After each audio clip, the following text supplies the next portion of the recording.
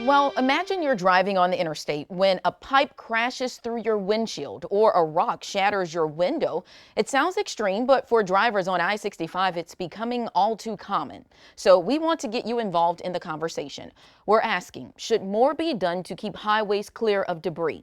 You can scan the QR code on your screen right now to vote, or you can find this story on abc3340.com. ABC 3340 I-Team's Valerie Bell speaks with those impacted and presses ALDOT to learn what's being done to address these concerns.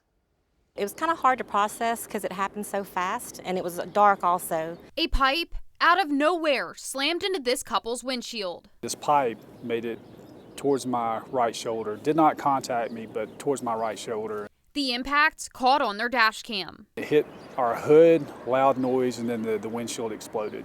And there were screams. There was a dash cam that made its way into my wife's lap. Steve Robertson was driving. His wife Michelle was in the passenger seat. They were on I-65 North near the university exit when it happened. We ended up driving home the rest of the way with the pipe sticking out of the front of the windshield. There was just no safe place to stop because of the construction barriers and things like that. And so it just made sense to do that. They weren't hurt, but the damage, more than $4,000. They had to completely replace the hood, the dash, because it had gouged the dash when it came into the windshield. So, I mean, that's a lot of money for people to have to come off of, or your insurance rates go up because of something that's not your fault. And they're not alone. I just think there's a lot of road debris that needs to be cleaned. It's getting excessive. There's ladders, there's tires, there's rims, there's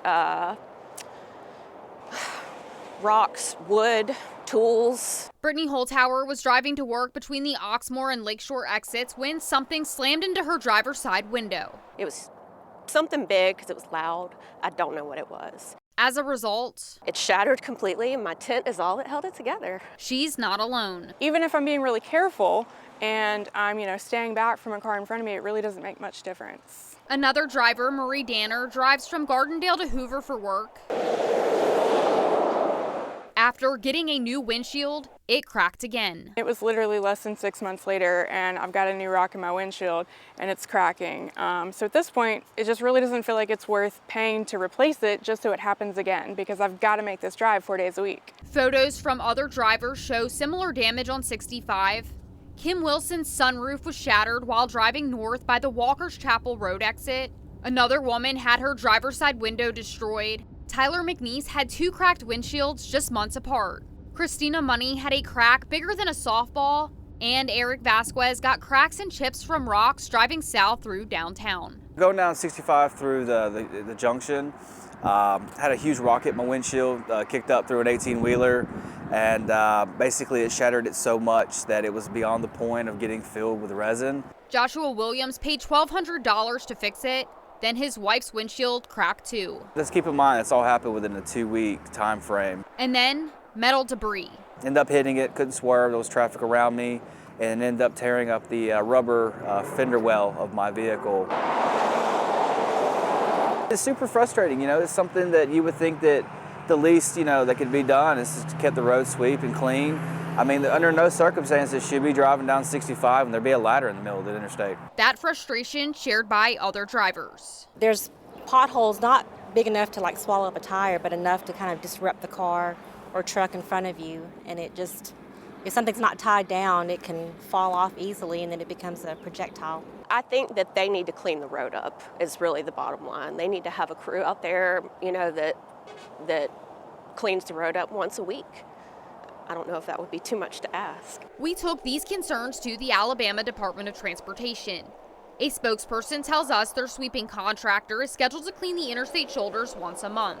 From January through June of 2025, the total sweeping budget for all interstates is $192,852, and so far, $115,710 of that has already been used. To ensure that schedule is being followed, inspectors are assigned to verify work either during or the day after sweeping is done.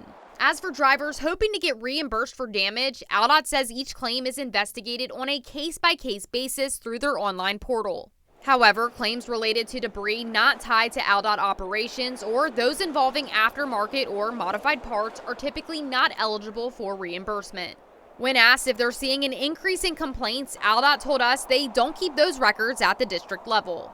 Finally, ALDOT says the type of damage many drivers are reporting, like cracked windshields from flying debris, doesn't appear to be related to sweeping.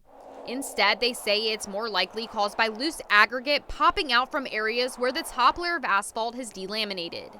They say they're finalizing a maintenance contract now to remove the damaged asphalt and patch it. Drivers hope to see improvements. I think that's just going to be a quality of, maintaining the roads and the bridges, the overpasses. Just better road maintenance and better cleaning up the area a little bit better than what we've seen in the past couple of months, but possibly would help. In Jefferson County, Valerie Bell, ABC 3340 News. And let's go back to our poll question. We asked, should more be done to keep highways clear of debris?